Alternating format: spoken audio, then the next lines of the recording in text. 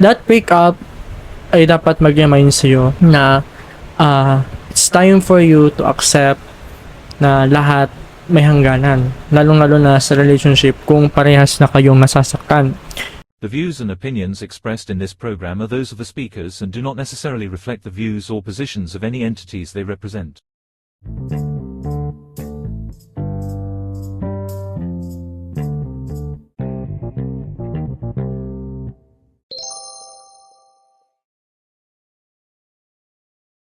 Hi guys, we are now on the fourth episode of our podcast here in Deep Talks Podcast. So, pang-apat na tayo. So, kung hindi nyo pa po napapanood yung first and second and third episodes natin, I would like to invite you to please watch the first 3 episodes here in Spotify or in YouTube.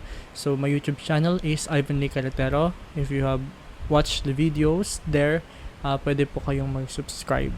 So, hindi na tayo magpapaligoy-ligoy, hindi na tayo magpatumpik-tumpik. We are about to start the fourth episode of our podcast.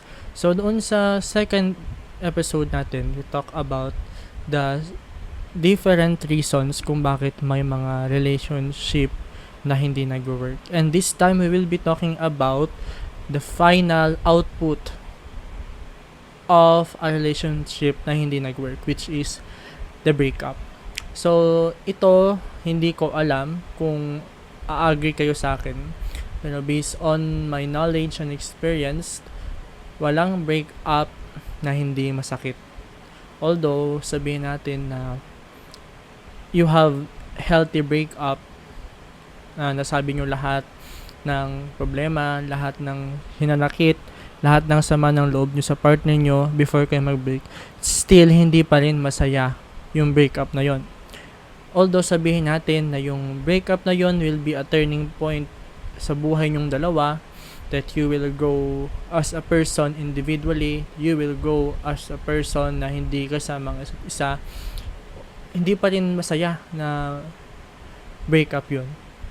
Although sabihin natin that your relationship is toxic na, sabihin natin na your relationship ay parehas na kayong nasasaktan, still that breakup is not ideal or hindi masaya hindi yun masaya para sa isang relationship, no? Sabihin man natin na yung breakup na yun ay matagal nang pinaghandaan, still hindi pa rin masaya yung breakup na yun.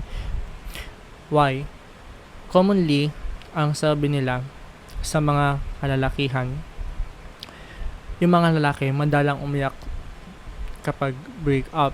Pero in reality, umiiyak po talaga yung mga boys, especially kapag invested sila doon sa taong yun. Hindi naman literally na invested na pera, ha. Kapag binigay nila yung lahat doon sa girl. May mga pagkakataon na ang mga lalaki kasi hindi sila showy, hindi kami showy sa what we feel, kung ano yung nararamdaman namin. Although makita nyo kaming tumatawa, humingiti, but deep inside sa mga lalaki, they are hurt, nasasaktan sila, no? Bakit nasasaktan? Bakit may mga breakup na bakit hindi masaya ang mga breakup? Number 1, hindi masaya ang breakup kapag talagang minahal mo yung tao. Hindi naman natin pag-uusapan yung kung gaano katagal or gaano kahaba yung relationship. As long as minahal mo yung tao, gaano kahaba, gaano katagal, gaano kaiksi, that breakup ay hindi masaya para sa inyong dalawa. That breakup ay hindi mo matuturing na celebration kahit napaka-toxic na. That's because you love the person and you loved the person. Minahal mo or mahal mo, kapag nag-break kayo, masakit pa din. Kahit sabihin mong ubos na yung pagmamahal, kahit sabihin mong napagod ka na, still that breakup hurts. Masakit pa rin yung breakup na yon kahit sabihin mong hindi. Number 2, bakit hindi masaya ang breakups? Lalo na hindi masaya ang breakup kapag sa kanya lahat ng first boyfriend, first girlfriend, unang family, ay unang relationship na niligal sa family, lahat ng first masakit, no? Lahat ng first na, first boyfriend mo na niligal, syempre, nandun ang expectation ng tao sa'yo na, dapat niligal mo yan, dapat siya ang makatuluyan mo in the near future. Pero, yun, masakit yun na your family expect na magkakatuluyan kayo because nga niligal mo. Pero, yun nga sinasabi ko na mas masakit kapag yung first relationship mo ay siya rin yung first breakup mo. Although, literal naman na first breakup mo ang first relationship mo kasi nga first relationship mo. Pero, tandaan natin, yung first relationship natin will be the first major breakup in our personal life. No, yun yung pinaka-challenging kasi syempre first time mong ma-experience mahalin at magmahal, then first time mo rin ma-experience na masaktan. Number 3, bakit may mga breakup na hindi masaya or bakit hindi masaya ang breakup? Number 3 is that the memories, no? Hindi ka nasasayangan doon sa tao, pero nasasayangan ka doon sa memories na ginawa nyo. Isipin mo the person na kasama mo for years or for months sa lahat ng pangyayari sa buhay mo, sa lahat ng kaguluhan, sa lahat ng kalungkutan mo, even in your happiest days, happiest moments, kasama mo yun. And then, in just one happening, mawawala. Sa isang iglap, ay hindi mo makakatuluyan. That really hurts, no? Hindi na mahalaga yung tao, but the memories itself, yun yung nagmamatter sa isang relationship. Bakit sakit? Kapag 2 a.m. thoughts, no? 2 a.m. thoughts, hindi naman yung tao yung naiisip mo. It's not the person na pinanghihinayangan mo, pero yung memories na nagawa nyo together. Yung memories na ginawa nyong magkasama, sabay kumain, sabay natulog, sabay nagsisimba, sabay namamasyal, sabay sa lahat ng bagay, tapos mawawala. Yun yung masakit. Pero we have to accept the reality that breakup will be a turning point in our life. Though masakit nga, pero we have to endure the pain of breaking up with someone we loved. Kailangan nating tanggapin yung sakit, no? And then, although nga, yun nga, yung grief, yung sakit, matagal yan bago mag-heal. Matagal yan bago mawala. It will take, so for some, madali lang makahanap, madali lang makapalit ng bago for some. But in reality, no, yung mga totoong nag-invest doon sa relationship na yun, totoong nagmahal, even you see them na may kasama ng iba, still nandun pa din yung sakit kasi nga nag-invest sila doon sa relationship na yon. We have 5 stages of grief kapag breakup. Number 1 is yung denial, na hindi mo matanggap na wala na kayo, hindi mo matanggap na hindi kayo nag-work. That is the hardest part of grief, na kung saan hindi mo matanggap sa sarili mo na wala na, natapos na. Stage 2 is the anger. After mong deny, papunta ka na sa process of acceptance. That's why magagalit ka na doon sa taong nanakit sa'yo. Kaya nga, hindi may iwasan na ang taong nagmo-move on talagang magagalit doon sa ex nila or sa relationship nila. Number 3, bargaining, or sabi dito, an attempt to negotiate or change the outcome. So yung pipilitin mong ayusin, so hindi mo nga matanggap, ngayon nagalit ka, and then certain point of your life or certain point in your in a day or one day, gusto mo namang ayusin, gusto mo namang makipagbalikan. And then number 4 is depression. Kapag sa bargaining, syempre gusto mong makuha yung result na gusto mo, which is magkaayos kayo. Pero pagdating ng depression happens kapag hindi mo nakuha yung gusto mo doon sa bargaining, doon sa stage 3. An intense sadness that can feel like it will last forever. So, maramdaman mo na parang hindi ka na makaka-move on, hindi ka na makakausad. Pero 5 or the 5th stage is that acceptance. After all the 4 stages, denial, hindi mo matanggap. Number 2, anger, nagalit ka for what that person did. And bargaining, you tried to change the outcome. Number 4, you experience depression, hindi ka makakain, hindi makatulog, hindi makapag-focus sa mga ginagawa. Number 5, the last stage is the acceptance. No, although hindi masaya na nakikipag-break, walang masayang breakup, but you need to accept that it is done, natapos na, wala na kayo.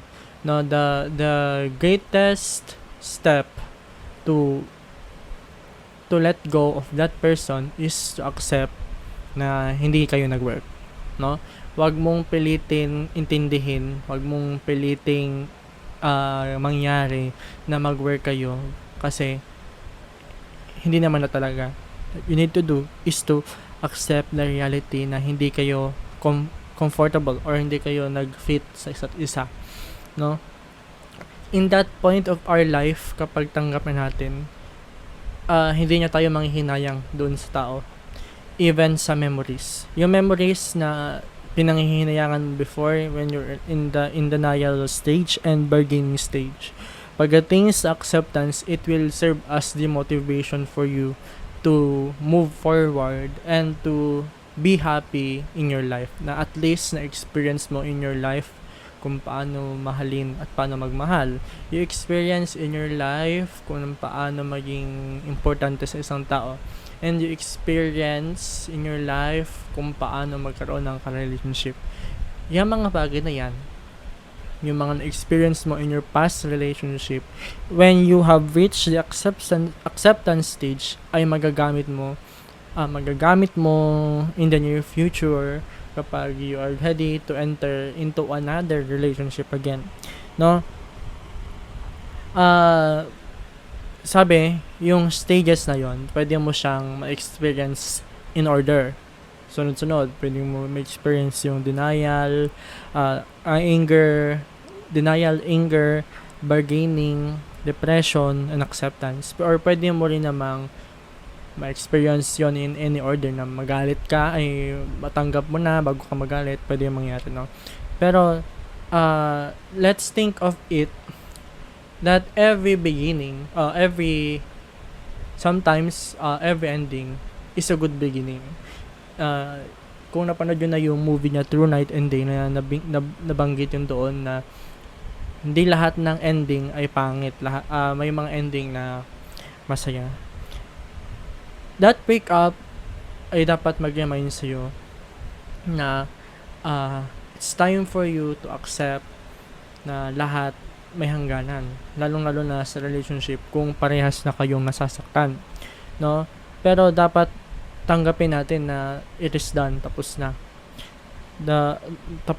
hindi kayo nag-work sa isa't isa. Then although yun nga sabi ko na ang relationship na ginawa talaga sa pagmamahal ay mahirap tanggaping tapos na, no?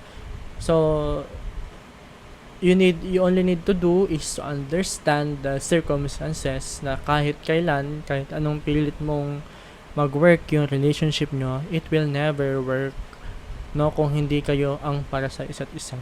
Pero if that breakup will lead you to personal growth at mag-go kayo personally na wala sa isa't isa, if you are really meant together, the universe will make a way to na pag salubungin yung landas nyo. No, you know that the anong tawag doon, yung theory na yon, na kapag after ng relationship, after that breakup, kahit magkaparehas pa kayo ng city or municipality, the universe will never meet you.